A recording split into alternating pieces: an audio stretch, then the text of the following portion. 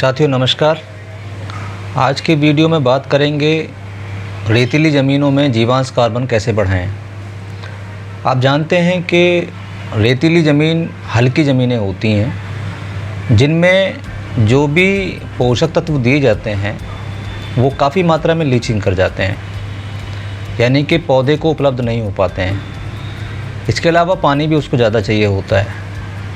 मोटे तौर पे यदि बात करें तो ज़मीन मुख्य तरीके से 4 प्रकार की होती है: सैंड, सिल्ट, क्ले और लोमी सॉयल। सैंड वाली जो मिट्टी होती है, रेतीली मिट्टी, उसमें अधिक मात्रा में 70-80% तक रेत के कण होते हैं, जिसमें पानी भी नहीं रुकता और पोषक तत्व भी नहीं रुकते। सिल्ट माने गाद, इसमें क्ले और सैंड दोनों का मिक्सचर होता है। ये कुछ मिट्टी सैंड से अच्छी होती है, लेकिन इसमें भी पानी को रोकने की क्षमता तो होती है, लेकिन रूट डेवलपमेंट बहुत अच्छा नहीं होता है। तीसरी होती है क्ले मिट्टी। क्ले माने चिकनी मिट्टी।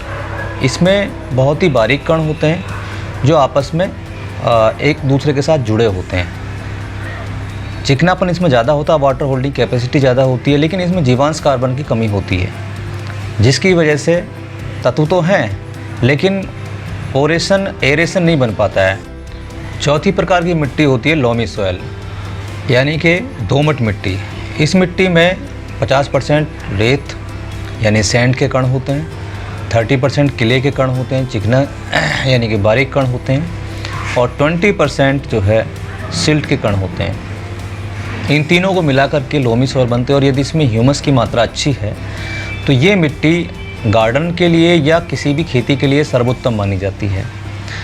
इस मिट्टी में जो भी आप बीज डालेंगे वो बहुत ही स्वस्थ तरीके से उपज देगा और अपनी ग्रोथ को रेगुलर बनाए रखेगा, उसमें हरियाली भी बनी रहेगी। अब जैसे हमारा सब्जेक्ट था कि हम रेतीली ज़मीनों में जीवांश कार्बन को कैसे बढ़ाएं, तो रेतीली ज़मीन चूँकि हल्की ज़मीनें होती हैं, उनमें पोषक तत्व की कमी होती है, पानी को रोकने की क्षमता नहीं होती है, तो उन ज़मीनों में उसको ठीक करने के लिए तालाब की मिट्टी होती है, उसका भी कुछ मात्रा में इस्तेमाल कर सकते हैं। हरी खाद का इस्तेमाल ज़्यादा करना चाहिए, साल में एक बार हरी खाद ज़रूर लेनी चाहिए, और इसके अलावा इंटरक्रॉपिंग करनी चाहिए, यानी कि सह फसली खेती या इंटरक्रॉपिंग या मिक्स क्रॉपिंग। जितना हम ज़्यादा खेत के अंदर मैक्सिमम क्रॉप्स लगाएंगे उतना ही ये ज़मीन समृद्ध होगी और इसका जीवांश कार्बन भी बढ़ेगा। इसके अलावा आप जो है जितने भी जैविक आदान हैं, यह कह सकते हैं कि जो नेचुरल फॉर्म में हम लोग अपने फार्म पे तैयार कर सकते हैं, उनका हम इस्तेमाल करें। जैसे कि जीवामृत का हमें इस्तेमाल करना चाहिए, घन जीवामृत, गौकृपामृतम, वेस्ट डिकम्पोजर, पूषा कैप्सूल और कंपोस्ट यानी कि सफल कंपोस्ट, इसका भी इस्तेमाल कर सकते हैं। यदि देसी गाय आपके पास है तो गौबाना भी आप इस्तेमाल कर सकते हैं, यानी कि एक छोटा पिट बना करके अपने ही ट्यूबवेल पर गोबर और मूत्र का घोल उसमें डालते रहें। जब 5-7 दिन पुराना हो जाए तब उसमें सीधे जो पानी का मुहाना है वो उसके ऊपर छोड़ दीजिए, तो उसमें घोल बनेगा और घोल बन के सीधा खेत में जाएगा।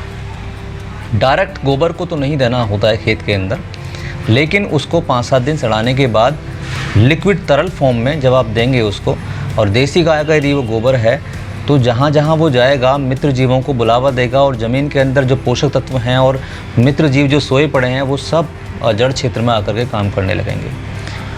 तो जितने भी ये जैविक आदान हैं इनका हम इस्तेमाल करेंगे, इंटरक्रॉपिंग करेंगे, और कहीं से यदि मिट्टी हो जाए, तालाब की मिट्टी अगर मिल जाए हमको, तो उसका इस्तेमाल करेंगे। तो सीधी सी बात है, आपकी ज़मीन जो है जो रेतीली टाइप की है उसमें जीवंतता आने लगेगी, और साथ में जीवांश कार्बन बढ़ने के साथ साथ उसमें कुछ पोरोसिटी और ह्यूमस बढ़ने पर आपकी ज़मीन में पोषक तत्व भी रुकने लगेंगे, और पानी परकुलेट कर जाता है वो भी रुकेगा, मतलब वाटर होल्डिंग कैपेसिटी भी बढ़ेगी, और इस प्रकार से आप रेतीली ज़मीन का जीवांश कार्बन ठीक कर सकते हैं, उसको सही कर सकते हैं, और उसमें जो भी आप फसल लेंगे फिर वो स्वस्थ तरीके से पैदा होगी।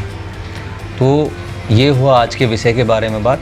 यदि आपका इस विषय से संबंधित कोई भी सवाल है तो आप मुझे कमेंट कर सकते हैं। हमारे चैनल को लाइक, शेयर एंड सब्सक्राइब ज़रूर करें।